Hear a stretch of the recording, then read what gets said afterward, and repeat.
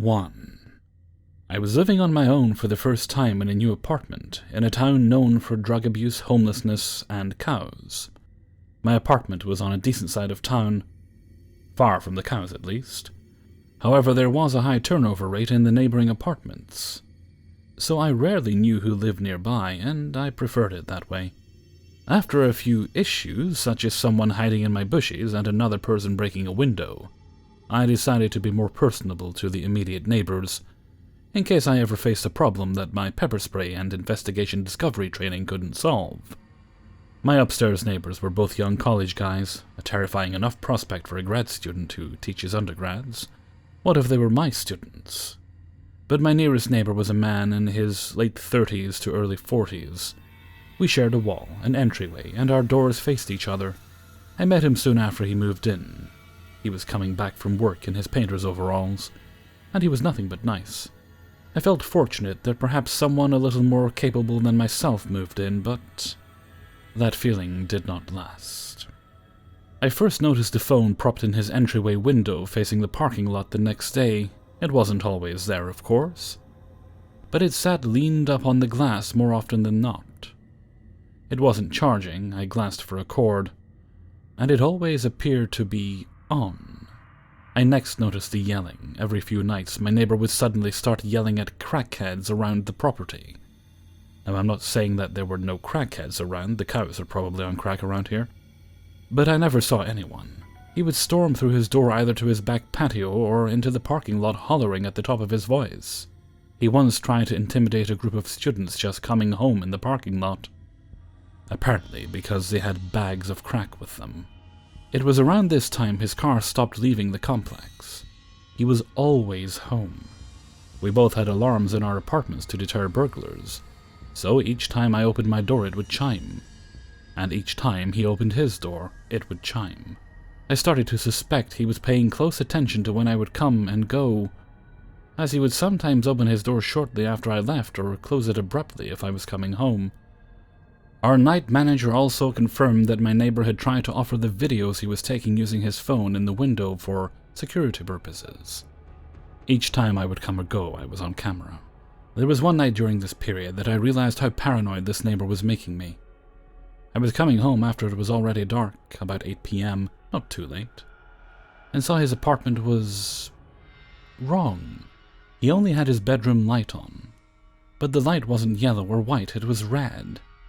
Like he'd taken out his normal light bulb and swapped it for a cheap colored light from the Halloween superstore. Although I'm generally a rational person, I couldn't help but think, well, that's definitely mood lighting for a murder.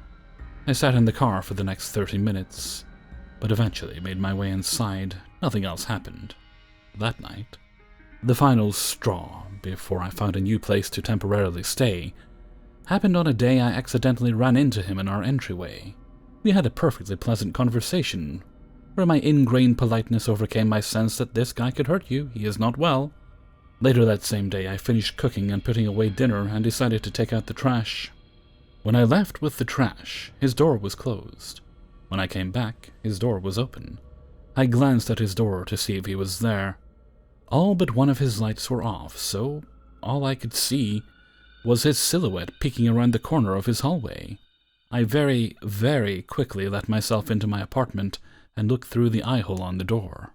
This man walked from the shadows of his hallway, naked from the waist down, and masturbated at his front door. He wasn't there long before he shut the door, but I was done. This had been the culmination of months of screaming at crackheads, obsessively videotaping neighbors, strange lighting choices, and now this. Done! The next morning, my friends helped me take a few things to a place I could stay. I found out from the night manager that the man was being evicted for stalking and harassing others in the complex, as well as after numerous noise complaints.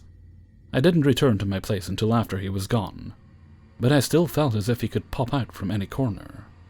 I recently moved to a new apartment, and I thanked my night manager for keeping me informed of everything. She laughed and said, "Wouldn't it be crazy if he was your neighbor at your new place?" No thank you. Neighbor, let's not meet again. 2. This story took place the summer before 7th grade, so I was about 12 years old. I was visiting my grandparents for 2 weeks with my younger sister.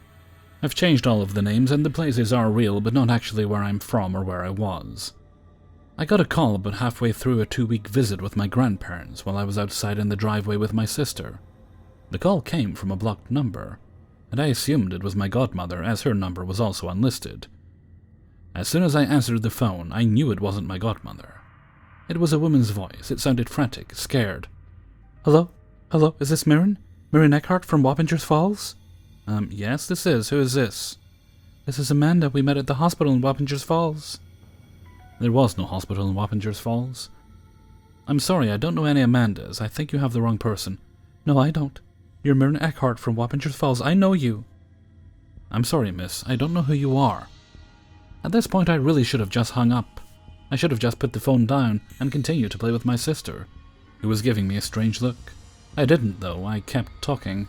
But I know who you are. He's coming to find you, Mirren. He's coming to find you. I hung up and yelled for my sister to go inside. After talking to my grandparents about the call and letting my parents know via text, we decided it was probably just a prank call. It was not. The next day, another came in from an unlisted number while I was reading in my room. I didn't answer. 17 more phone calls, none of them answered.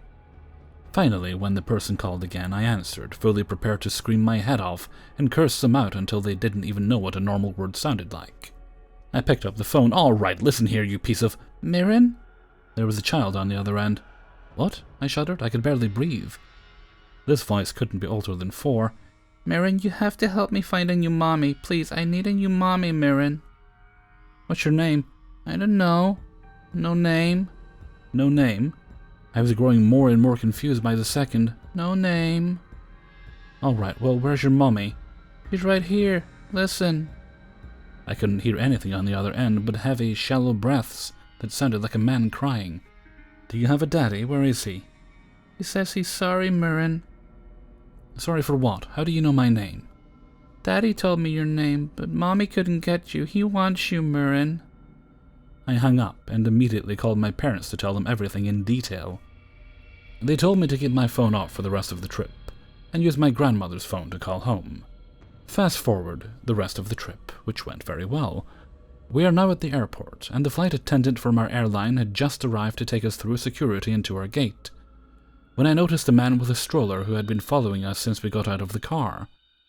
I didn't pay him much attention until he stopped at the same gate that we did. When we sat down, he sat down. When we stood up, he stood up. I asked our attendant if we could board early, and she thankfully obliged. Once we were seated, I asked her if the man out there was on our flight, and she said that she had noticed him too and would inform security as soon as she left us. She came back a little later and told us that he was gone. We made it home without any other incidents, and I nearly cried when we got to our parents'. I was so glad to be able to sleep in my own bed and use my own shower that I completely forgot to turn my phone back on. When I did, though, I got an alert that I had something like 700 missed calls from an unknown number. That's when I should have gone to the police. For all I knew, this guy had killed a woman and was in my town coming to find me. I didn't go to the police. Instead, I answered the next call I got. Hello? Mirren? It was a man this time. Presumably the crying man from the child's previous phone call. Maybe even the man from the airport.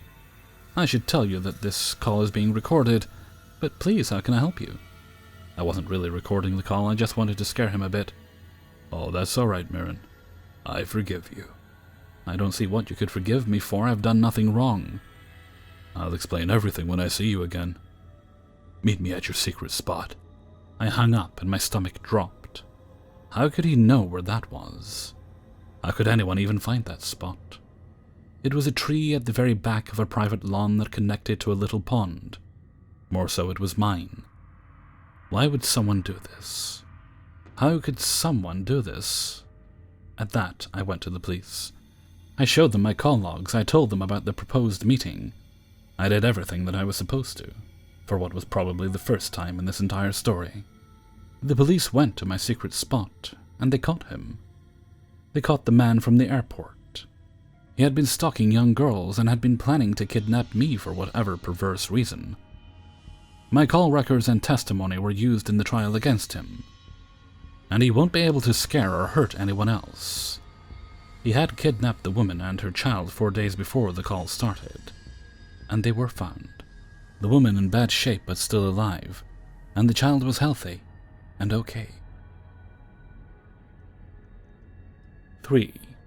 So I'm not sure I know where to start with this one, as it happened 10 years ago and trauma makes my memory fuzzy, but I'll try my best to be precise and accurate in my telling of this. For some context, I am a short, almost 5-foot female who was on the fluffy side. Bob is incredibly tall, probably the tallest person you've ever met, with huge gauged ears, and can, when angry, look quite intimidating, but has never hurt anyone, ever. The kind of guy that nurses birds back to health, if you get my drift. I grew up in a small town, big enough to have a Walmart at the time, but small enough that you knew everyone, and everyone knew you. In high school, one of my best friends dated this guy we'll call Adam. He was a grade higher than us, and generally popular. At the time, I didn't think much about him other than he was my friend's BF.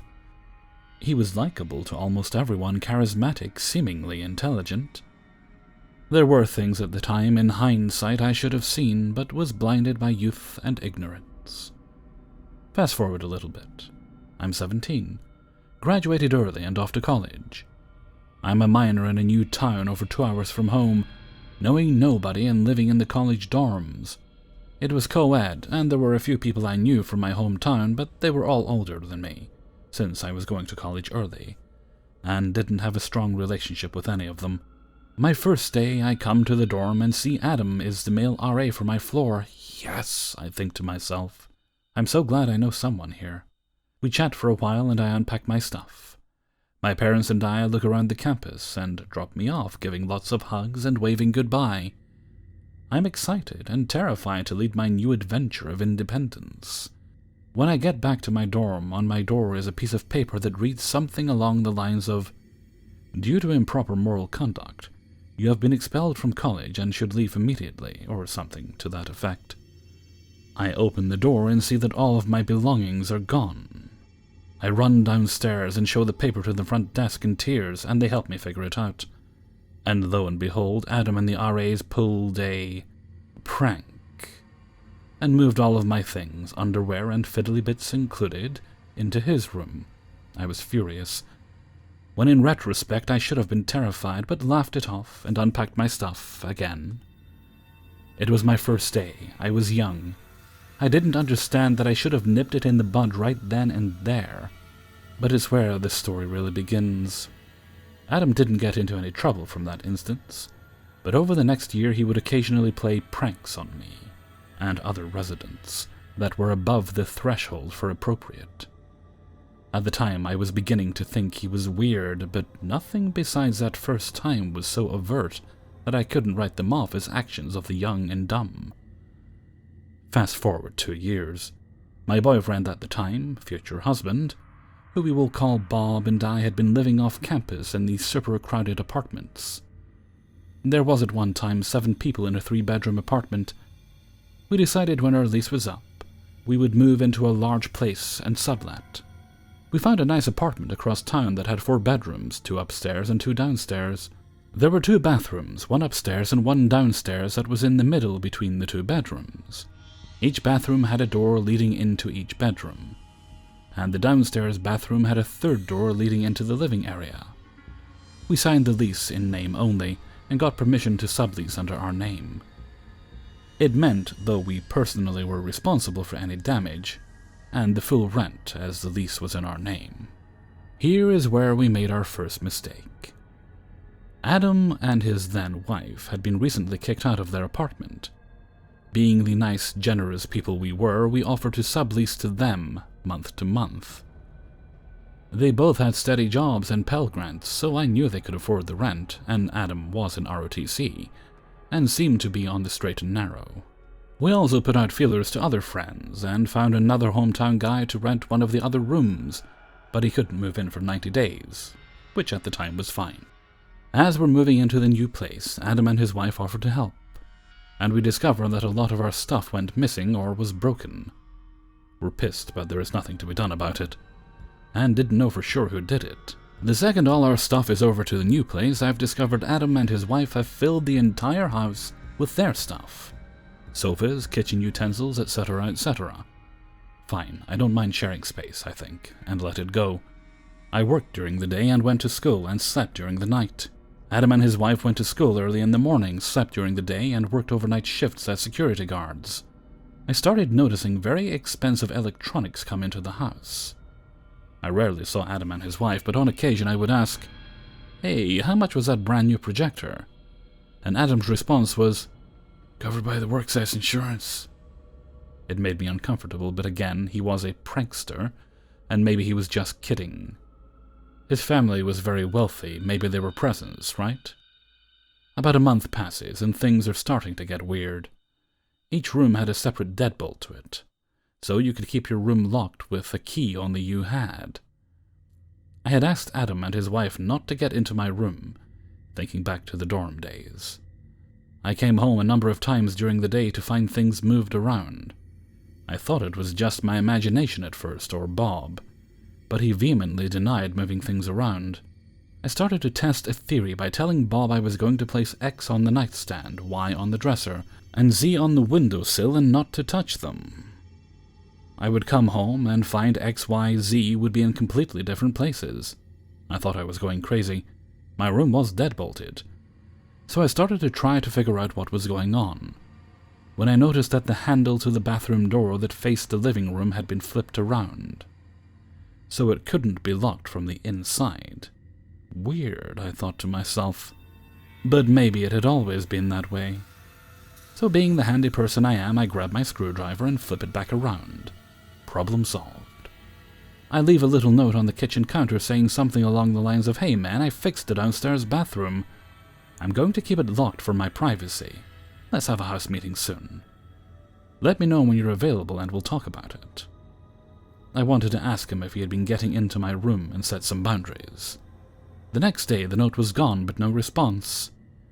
I left for my daily activities to come back and find my room had been thrashed. My small rodent pet had been taken outside onto the patio in its cage with the door still open. I'm livid. I checked my door, still deadbolted. I checked the bathroom door, still locked, but find Adam had removed the door to the bathroom, going into the empty downstairs bedroom, allowing him access to my room via the spare bedroom. WTF. I leave another note on the counter, this time explaining, "Look, we need to talk. Whatever is going on, it's not cool." At this point in time, they were never home when I was. He had been fired from his night watch, due to things going missing, I'd assume, and gone full force into his ROTC training. I don't know where both of them were most of the time. I was working 40 hours a week and taking 30 credits and doing undergraduate research, so I was barely home. Bob was working 2 jobs and having to scooter across town, and then would come and see me after school on campus, so he was also rarely home. We found out later that Adam had been kicked out of college due to his behavior. Time passed, and no contact. I knew they were still living there as stuff was moved around, but I never saw either of them. I stayed in my bedroom for much of that period of time, as I thought I was going crazy. My brain kept telling me that I'm being unreasonable, maybe there is a reason. Then one day, Bob and I come home, and the door to my bathroom that faces the living room was gone. Just gone.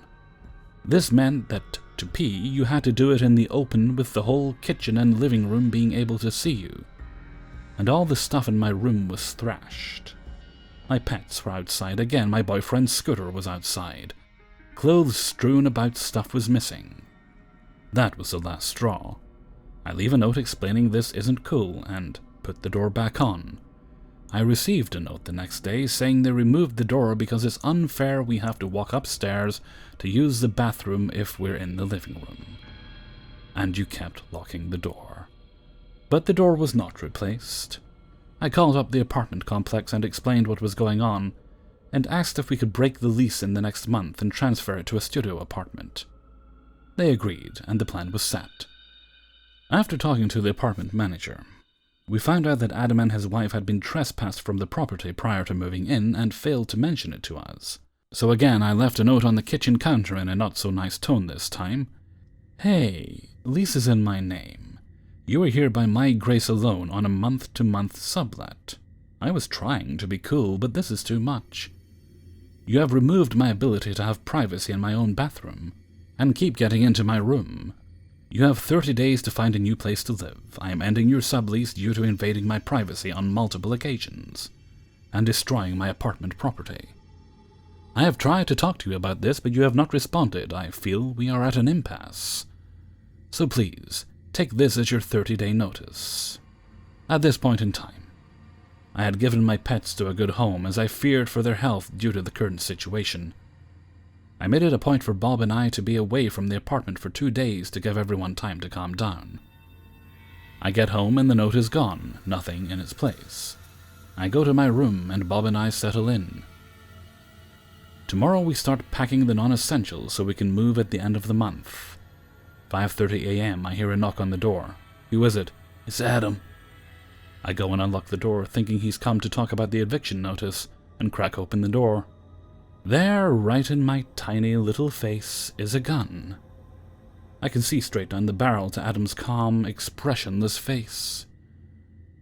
I scream and slam the door closed, twisting the deadbolt just in time. Bob is awake now, and he's running to the bathroom door and making sure it's locked. Adam starts slamming his body against the door and screaming, "I'm gonna kill you, bitch!" This goes on for maybe 15 minutes. I'm amazed that the door held up, to be honest.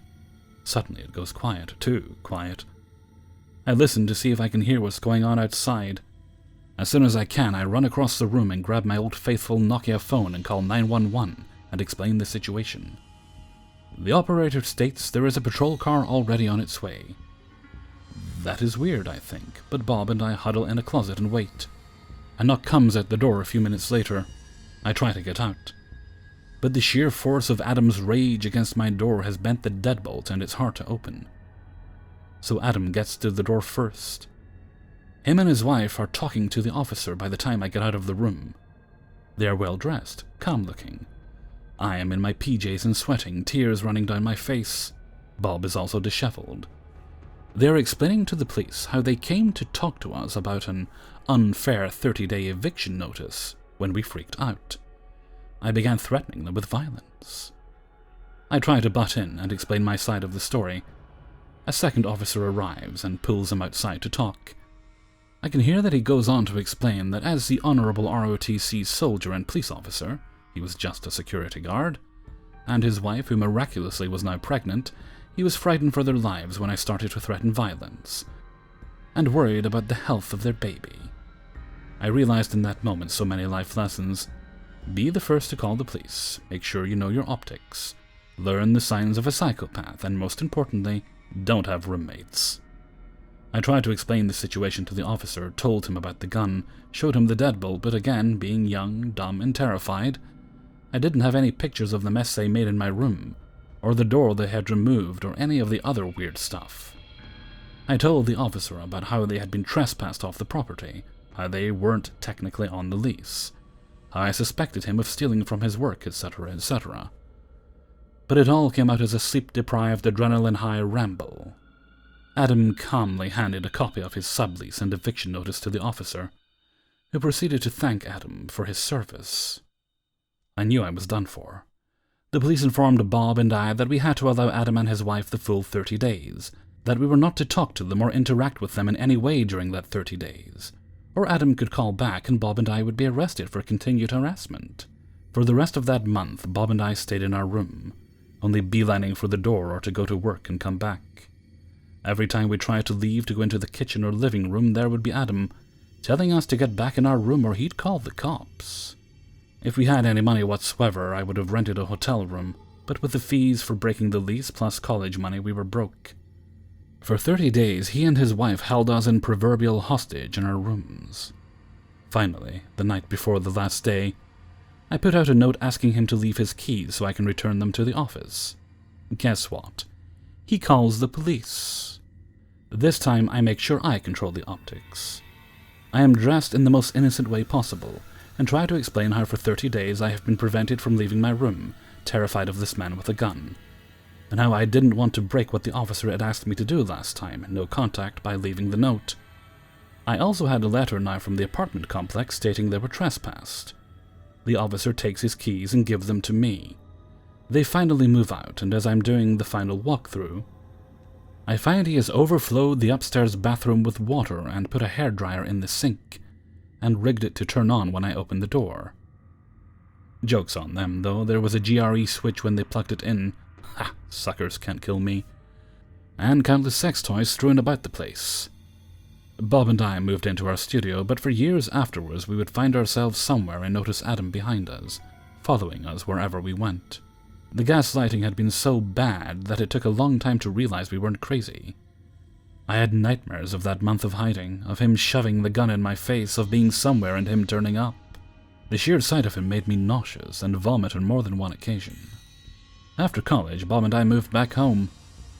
We were living our lives, the event far behind us.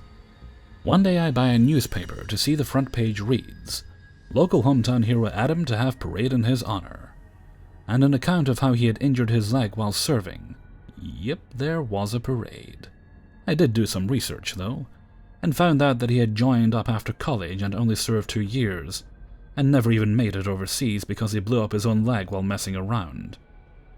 So I guess there is some karma in the world. To this day in my hometown he is considered an honored disabled veteran. Adam. Let's not meet again. Hey everybody, Hellfreezer here, and thank you very much for listening to 3 True Scary Stories, episode 425. And thank you very much to everybody who allowed me to use their stories in this video. I left recording a bit late. I got distracted by Star Trek Online, which is one of those games that I don't really love, but every now and again I'm in the mood for it. And I've been playing it for a couple of weeks again now. And what I thought was going to be 10 minutes took about an hour because the game glitched. And it took me that long to realize, oh, this isn't something I can puzzle my way out of. This is actually just a problem with the game. But as soon as I realized that, I was done in 10 minutes. Okay, and with that, I'm going to head off for now. So until next time, thank you very much for listening, and take very good care of yourselves.